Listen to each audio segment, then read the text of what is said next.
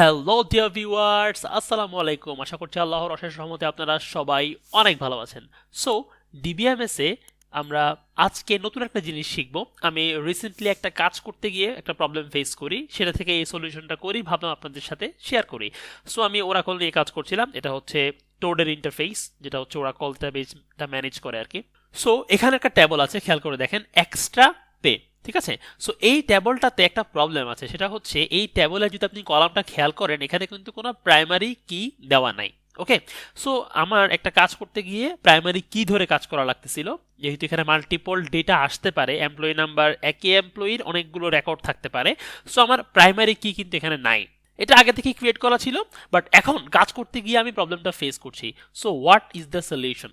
আমি যেটা চিন্তা করছি, আমি করব কি, আমি আর একটা ট্যাবল ক্রিয়েট করব, যেখানে আমি অটো ইনক্রিমেন্ট দিব একটা কলামের, এবং সেখানে সিকোয়েন্স ক্রিয়েট করে দিব, যাতে হচ্ছে যখন আমি ইনসার্ট করব ডাটা, যাতে অটোমেটিক্যালি আমার প্রাইমারি কি এর ফিল্ডে 1 2 3 4 এভাবে অটো ইনক্রিমেন্ট হতে থাকে।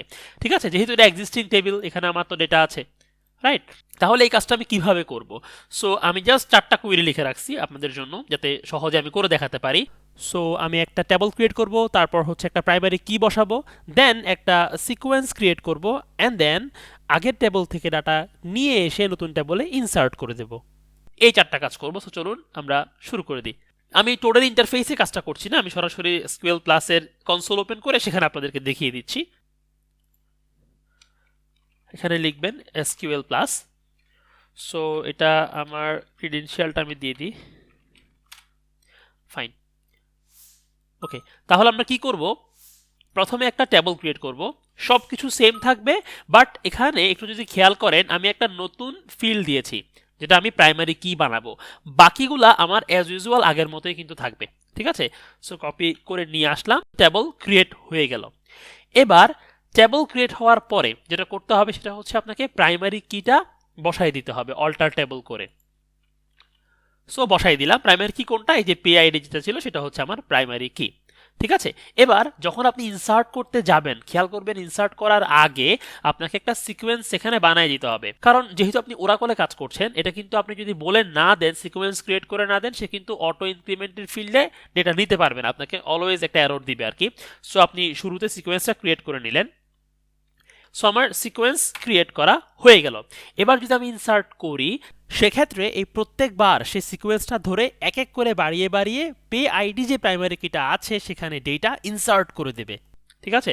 সো এই যে কোয়েরিটা জাস্ট লিখে রেখেছি, যাতে খুব বেশি টাইম আমার নষ্ট না হয় আর কি। ফাইন।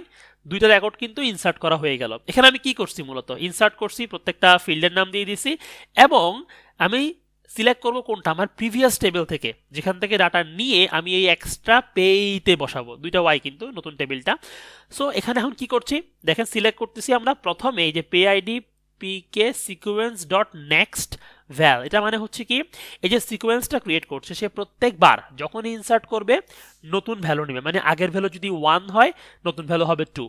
ওই যে অটো ইনক্রিমেন্টের মতো কাজটা করবে আর কি, এরপর 3, এরপর 4, এরপর 5, এভাবে যতবার আপনার ইনসার্ট হবে প্রত্যেকবার সে এক এক করে বাড়াবে। আর বাকি ফিল্ডগুলোতে অ্যাজ ইউজুয়াল যেগুলো আছে সিরিয়াল ওয়াইজ, সেগুলো নিয়ে আসছি, এবং ইনসার্ট হয়ে গেছে। এখন এই মুহূর্তে আপনি কিন্তু যদি একটু রিফ্রেশ আমরা করি আর কি, আপনি কিন্তু এখনো ডেটা পাবেন না। কেন বলেন তো? কারণ আমি কিন্তু এখনো কমিট করি নাই। সো কমিট না করলে ওরাকল ডেটাবেইসের কোনো আপডেট হয় না টেবিলে। সো দেখেন আমি কমিট করে ফেললাম। এবার যদি রিফ্রেশ করি আমরা, দেখেন ডেটা চলে আসছে। ঠিক আছে, এটা ছিল আমার আগের টেবিল, যেখানে আমার কোনো প্রাইমারি কি ছিল না। এখন এই টেবিলে আমার প্রাইমারি কি আছে, পে আইডি।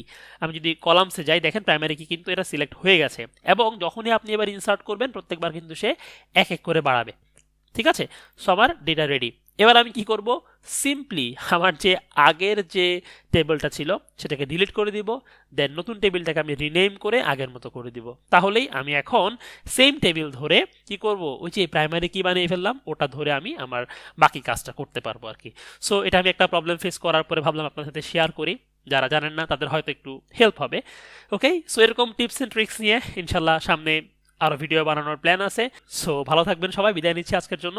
আসসালামু আলাইকুম, আল্লাহ হাফেজ।